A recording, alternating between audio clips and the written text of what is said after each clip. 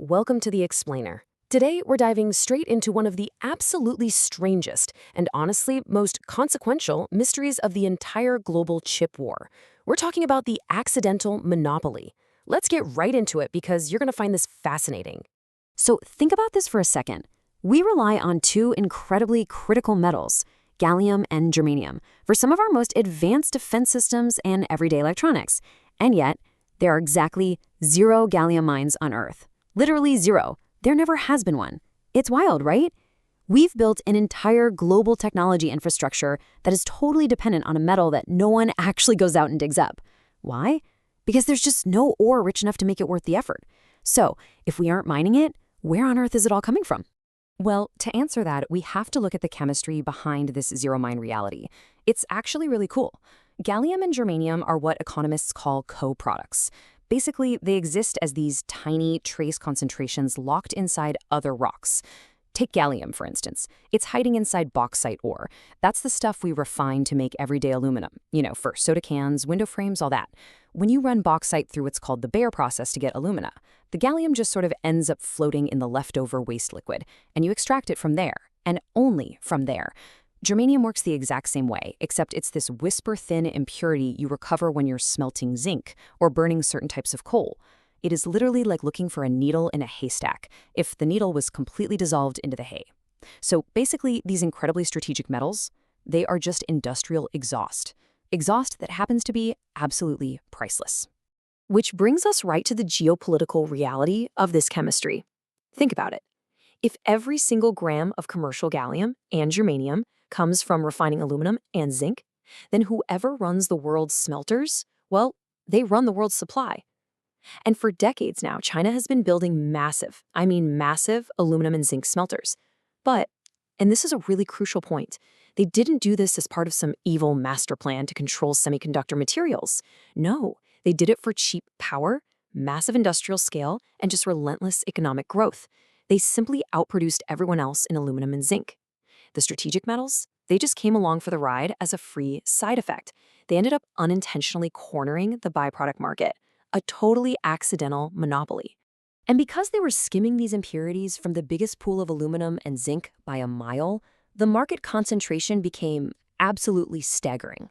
Just think about this. They now produce an estimated 80 to 98% of the world's gallium and roughly 60 to 94% of its germanium. Now, the exact figures kind of bounce around depending on if you're measuring crude or refined output, but honestly, either way, that level of concentration is just mind-blowing. Again, it wasn't some intentional strategy at first, but it left the rest of the world incredibly dependent on one single nation for materials we just cannot live without. Let's break down exactly what's at stake here, because we aren't just talking about consumer gadgets.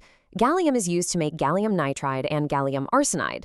These materials handle high power and high frequency signals way, way better than your standard silicon. We're talking about the amplifiers in 5G base stations, the tech inside fast charging electronics, and crucially, the transmit and receive modules at the very heart of advanced radar systems. Then you have germanium. Germanium is practically transparent to infrared light. That makes it the ultimate foundational lens material for thermal imaging and night vision cameras, not to mention those ultra-efficient solar cells that keep our satellites powered in space.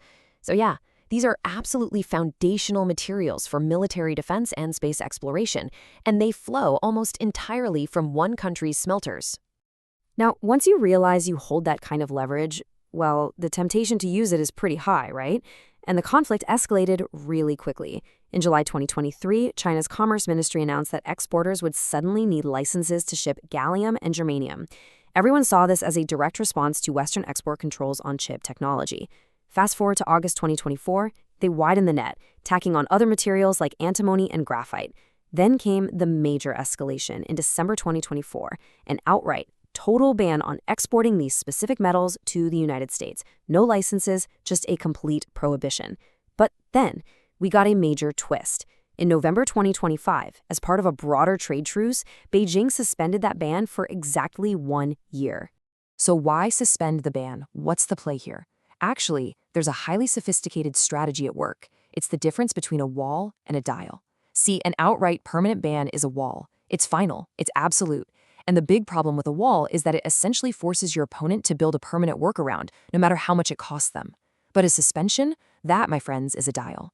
By shutting off the flow and then just temporarily turning it back on for a year, Beijing showed the world that access to these critical metals exists entirely at their discretion. A dial keeps the other side dependent, guessing, and always, always at the negotiating table. It turns out, a dial is a far more powerful and durable form of leverage than a wall could ever be. Now, you might be wondering, are these export controls perfectly airtight? Well, the short answer is no, they aren't.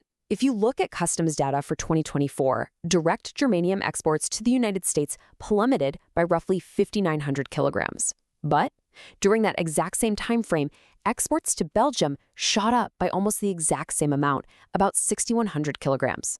It's a classic rerouting pattern right through a third country. But here's the thing. Beijing totally knows this leakage happens, and it actually plays right into their strategy. It functions as this massive leakage tax. Every single kilogram that has to sneak through a back door in Europe is a kilogram that arrives slower and costs a whole lot more. It bogs down Western supply chains and enforces that dependency, but without starving them so completely that they're forced to break away entirely. Okay, so why doesn't the West just go out, dig its own mines, and wash its hands of this whole situation? Remember the chemistry we talked about? It creates a brutal economic trap called inelastic supply. In a normal economy, if the price of something shoots up, miners rush out, they dig more of it, and supply catches up to demand. Boom, problem solved. But you literally cannot do that here. Because the supply is chained entirely to aluminum output, you only get as much gallium as your aluminum production allows. The West could double, triple, or even quadruple the price of gallium overnight, and it wouldn't conjure a single new mine into existence. The supply simply cannot respond to the price. I'm not kidding. You literally cannot mine your way out of this problem. The only real path forward for the West is to slowly and painstakingly bolt these specialized gallium recovery circuits onto their existing alumina refineries, kind of like what Rio Tinto is trying to do up in Quebec. Or they have to aggressively recycle it out of electronic waste. And look, those efforts are incredibly important to prove that yes, supply can exist outside of China, but the actual tonnage they produce, it is painfully small. This kind of fix is structurally limited, it's heavily expensive, and it is just frustratingly slow. And that brings us to the core takeaway of this whole explainer. We are witnessing a totally modern, incredibly unique kind of economic power, the byproduct choke point. Think about it. The most consequential leverage points in the global chip war, they weren't carefully dreamed up in a lab or plotted in some secret war room. They literally piled up for free, sitting in the exhaust pipes of industries that were dominated for entirely separate reasons. It's an accidental choke point, one that is unbelievably easy to exploit for leverage and just structurally agonizing to escape. Which leaves us with this final, kind of unsettling thought to chew on. If the metals powering our most advanced radar, our satellites, and our 5G networks were just sitting there in the exhaust of foreign smelters, completely overlooked until the trap was finally sprung, well, what other critical trace inputs are hiding far upstream in our global supply chains right now? What else have we never even thought to secure, only to eventually look up and realize it's already resting squarely in someone else's hands? It's a lot to think about.